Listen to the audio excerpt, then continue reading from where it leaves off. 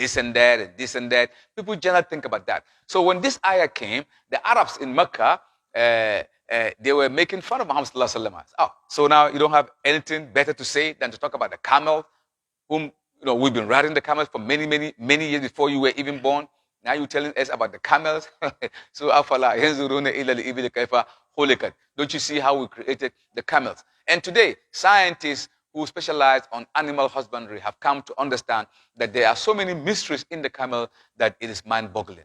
Number one, among other things, there's a lot of them. Among other things, lack of time, they said the camel is the only animal that creates its own vitamin C because it lives in the desert, in the heat. All animals depend on certain leaves or whatever they eat to produce their own vitamin C. But vitamin C is, inwardly created by the camel. The moment the time for the camel to need the vitamin C, his system will create the vitamin C for it so that it will continue living in the desert. According to, scientists who believe in evolution, they say the strong survive and the weak fall apart. So if that's the truth, then the camel should have died because it lived in the desert where there's no vegetation. And the camel is big. It's like a pickup truck. It's big. So what is it going to eat? The camel could live for quite a long time without taking, ingesting any food. The food that it eats, most of it is also in, it's a leaf that has so many thorns around it. And the tongue of the camel have to go around the thorn and get the leaf and then somehow come back again before it consumes without it poking it. One of the miracles that the camel has also. Now, if you, at the back of the camel, the hump that you see at the back of the camel, it stores two things. One, it stores fats. Two, it dodges the heat. Because look at the heat, 28 degrees Celsius in the desert. There's no safe haven for the camel to dodge. So it's in the heat. But the hump is playing a major role. There is something called somite. If you have a knife, you scrape it, or a razor blade, you just scrape it, you see a dotlet. That dotlet is when the sun is at its zenith.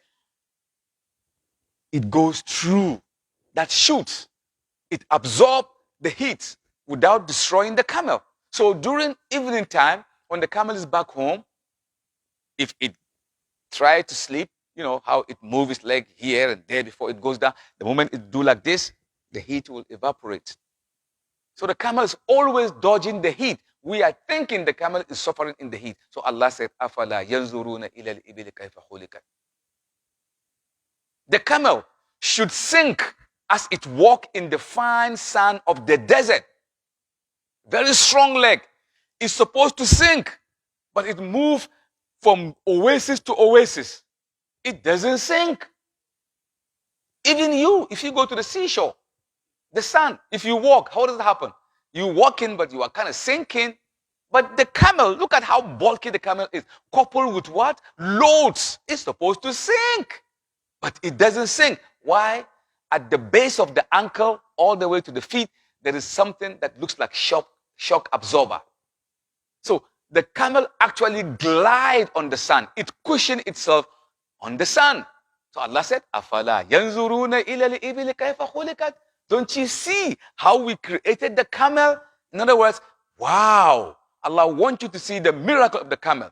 So scientists call the camel the sheep of the desert because it carries so much load. It's the sheep of the desert. It's unbelievable. If you can get very close to the camel, if the camel doesn't know you, it might spit on you or it might bite you or something. But if you're very used to it, I see you have some camels, Aliva. So if you get very close to your camel, once you go next time when you go to Africa, get close to your camel. If you can see there is the dark spots in the eye, there is some kind of a linen fracture. It's sort of like it's thin. You have to look at it carefully to see. It acts as a windshield wiper for the camel because of the heat. The moving sun, the shifting wind of the sun, it will make the camel go blind. But naturally, When the wind started to blow, that thing would rise up. It will be cleaning, cleaning, cleaning, cleaning, but you have to be very close to see. أَفَلَا يَنْظُرُونَ إِلَى الْإِبِلِ كَيْفَ خُلِقَتْ. The camel, you can slaughter the camel. Back then, they slaughtered the camel, they eat the meat, and they left the rest. But now you don't have to do that anymore. Again, Johnson and Johnson, the pharmaceutical company, through most of the Arabian countries, they have made that this kind of it's a chemical oil that you don't have to kill the camel anymore. All you have to do is to spread that liquid or lotion. You spread it for some time, maybe 5, 10, 15 minutes. Once you do that, it's sort of like anesthetic. The camel is not going to feel anything. Get your knife. You know the position where the water is. You just cut it, cut it, cut it. The camel feels nothing. Then you just bring the chute out where the water is. Because if a camel drinks a dirty water, within 15 to 20, 30 minutes, that water turns into a fresh water again. The water that it drinks, it regenerates itself to become fresh water. So there's always fresh water in the system of the camel. So you could just bring it out, drink whatever you want. You're going to make wudu, do it. And then you push it back and spread again the chemical. Within a few days, the camel is going to come back again, feeling nothing. You could continue to do that again. Now, this is some of the miracle that Allah has said. أَفَلَا يَنْظُرُونَ إِلَى الْإِبِلِ كَيْفَ خُلِقَتْ. So we eat the camel again. We use the meat. We just do so many things with it. The camel is very, very important. Allah has given it to those who live in the wilderness of the desert so that it will be the sheep of the desert for them. And it is invaluable, indispensable. Inshallah.